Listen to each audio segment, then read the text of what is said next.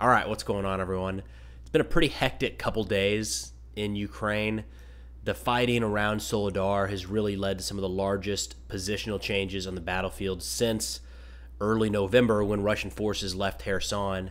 So we're going to get into that, what that means for the war going forward, some interesting dynamics coming out between the Wagner group and the Russian military, as well as some leadership changes inside of Russia in terms of who is overseeing the war in Ukraine. Quick note before we get started, both sides have been using the term liberation when it comes to this war. Just a little piece of messaging that's worth being aware of. Russia refers to any territory that they have taken from Ukraine as having been liberated, and Ukraine calls any territory that they've taken back from Russia as having been liberated. So for folks who have really been following the war and are kind of watching day-to-day or even week-to-week updates, it's probably not something you're paying a lot of attention to, but I wonder the impact that has on people that are just seeing occasional headlines or, one report every month, something like that. I mean, liberating means freeing an area from occupation, and it's a pretty emotional term. So I don't know, something little, just it's caught my eye more as of late how that term is being really used by both sides. Okay, on to Soledar. So Soledar is a town north of Bakhmut in eastern Ukraine that's been the site of pretty heavy Russian attacks over the last, week or so. At this point, the morning of January 13th, I'm pretty confident in saying that Russian forces control the vast majority of the town of Soledar. Just based off of videos and photos coming out, it's pretty clear that at the very least, the lines have shifted to the far western edge of that town. I should clarify that it's the Wagner Group, a Russian private military company, that's doing the bulk of the fighting in and around Soledar. So more on that in a minute, but Wagner's put out a couple different statements over the last few days. It's been a mix of saying that Soledar is fully captured or mostly cleared, with a few hundred Ukrainian soldiers remaining trapped inside. Again, there are quite a few videos and photos showing that Wagner has moved pretty far into Soledar, but there are still scattered reports coming out about Ukrainian resistance. However, they're becoming fewer and fewer over the last few days. I'm not going to try to speculate on numbers there, really in any capacity, but it does look like there's still fighting going on the western edge of town as it nears the T-0513 road. Additionally, the photos and videos coming out of the western edge of Soledar are showing artillery strikes. That makes me think that the western approaches are under observation for Russian artillery, but the Russian forces haven't yet pushed all the way through town. There is talk about a potential underground fight in and around Soledar when it comes to the salt mines in the area. I'm not going to pretend to be an expert on these mines or how they're laid out. I mean, I only just learned about them recently, but my understanding is that there is still a crazy amount of salt to be mined here, even though they've been in operation for over 100 years. Supposedly, these mines go for over 200 kilometers. Some are as far as 300 meters below the surface and can almost be like caverns in certain areas, with the ceiling being 100 meters tall and 40 meters in width. Now, I have no idea if or to what degree Ukraine has been utilizing these mines in their defense of Soledar, and Ukraine wouldn't be super keen on advertising their defensive positions. But given the size of this network of tunnels and caves, it's not crazy that there could be substantial stockpiles of food, ammunition, and any other necessary supplies to keep a fight going for quite a while. Again, we're talking about an area that I'm not super familiar with here, so if there's only one or two kind of main entrances to the salt mine, it's unlikely Ukraine would want to use that to mount any sort of defense. But if there are dozens or more access points all across Soledar, it becomes more of a possibility. Really, this is something we'll just have to wait and see. All right, so what does the capture of Soledar mean to the overall war in Ukraine?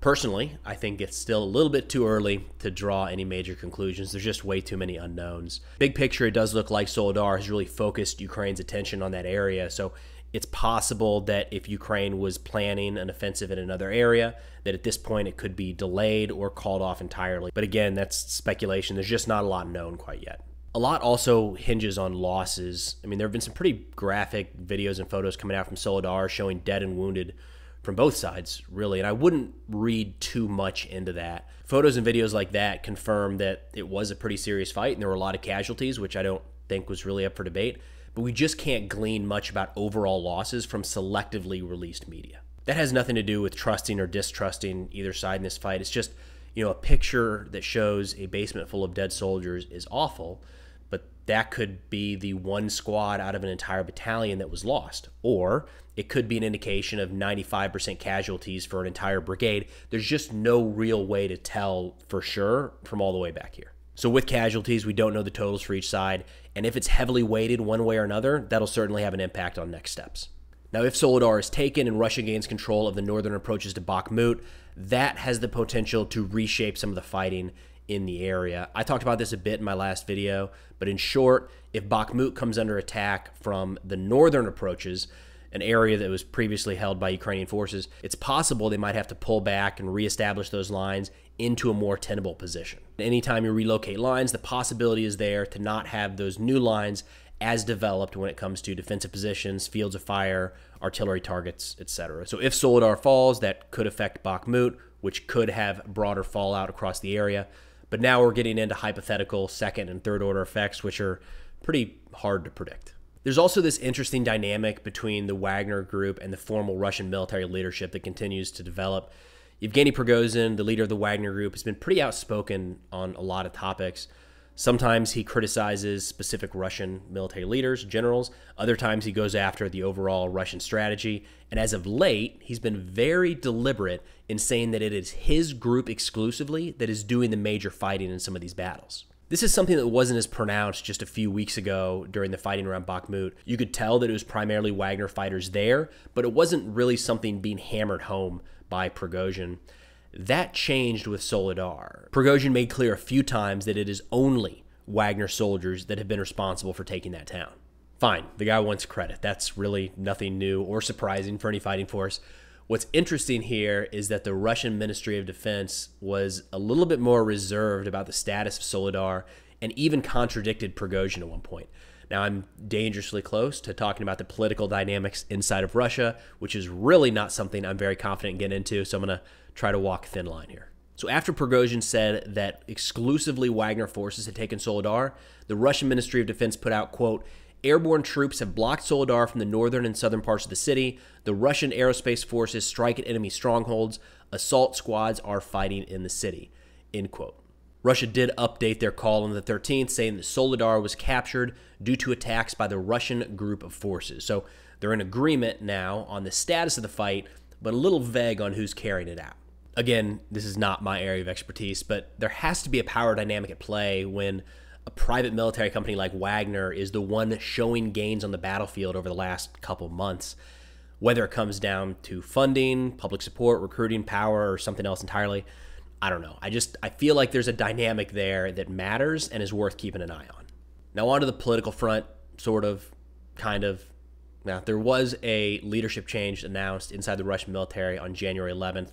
Russian Defense Minister Shoigu announced that General Gerasimov would be taking over as commander of the Joint Group of Forces, which is the overall command of the war in Ukraine. As a part of that change, it looks like they created 2 deputy commanders. Surovikin, the previous overall commander, will take over the air forces, and Salukov takes over the land forces. A couple things stood out to me here. So first off, to have the chief of the general staff take over an operational command of an ongoing war is unique. Most militaries, since at least World War II, have appointed dedicated commanders for a war with the chief of staff focusing on the overall military as a whole. To do both of those is asking a lot of one person. As to why this change occurred, the argument that I'm most in agreement with, and let me know what you think, is that Gerasimov is sort of the old guard, like the establishment, if you will. He would have been involved with the original planning for the war in Ukraine and is likely one of the people that may have overpromised Putin what was attainable in some of those early stages. Surovikin came in right after Ukraine took back a bunch of territory around Kharkiv, and in turn, it looks like he placed a premium on improving current Russian positions and relocating to more tenable positions like we saw in Kherson. So really, during Surovikin's time in command, there weren't any major Russian pushes, and we saw a lot of trenches being built all across the line.